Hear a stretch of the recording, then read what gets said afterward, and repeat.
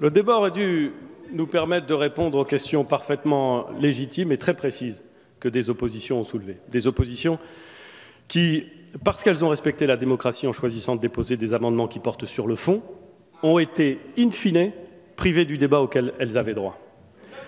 Voilà ce à quoi aurait dû ressembler ce débat. Rien à voir avec les dizaines de milliers d'amendements qui, pour l'essentiel, n'avaient pas d'autre but que de bloquer l'examen du texte. Rien à voir avec les incidents de séance à répétition, orchestrés pour donner l'illusion de l'action et du débat, quand l'effet recherché était la paralysie. Je ne m'étendrai pas sur l'image particulièrement triste que renvoient de nos institutions les événements de ces derniers jours. Toutes les oppositions sont légitimes, bien sûr. Toutes les contestations doivent évidemment s'exprimer, mais il me paraît qu'elles doivent le faire dans le respect des institutions et des pratiques du débat républicain. C'est la raison pour laquelle, conformément à l'article 49 alinéa 3 de la Constitution de 1958, et après en avoir obtenu l'autorisation du Conseil des ministres du 29 février,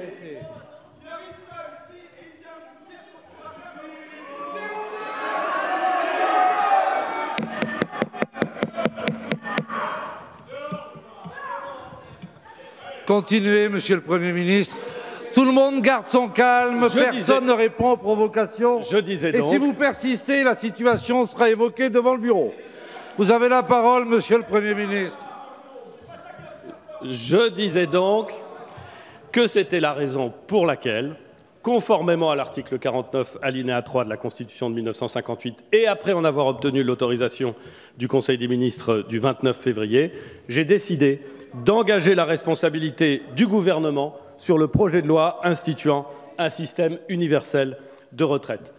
Non pour mettre fin au débat, mais pour mettre fin à cet épisode de non-débat, à un Parlement privé de sa fonction éminente de faire la loi. Et pour permettre à la suite du processus législatif de s'engager.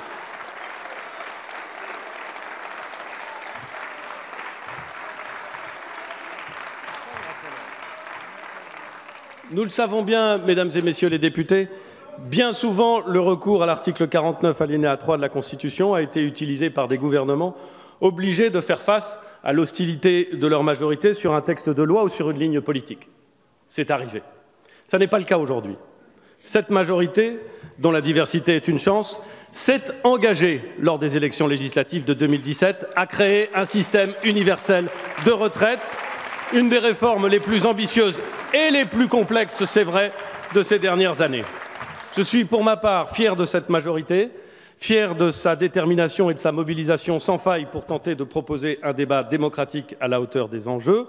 Je suis fier qu'ensemble, depuis juin 2017, mois après mois, nous ayons mis en œuvre le programme de transformation voulu par le Président de la République, des transformations qui, parfois, attendaient depuis bien trop longtemps d'être mises en œuvre. À bien des égards, la situation dans laquelle certains ont voulu nous mettre aujourd'hui est la preuve que ces transformations nécessitent de l'abnégation et de la volonté politique.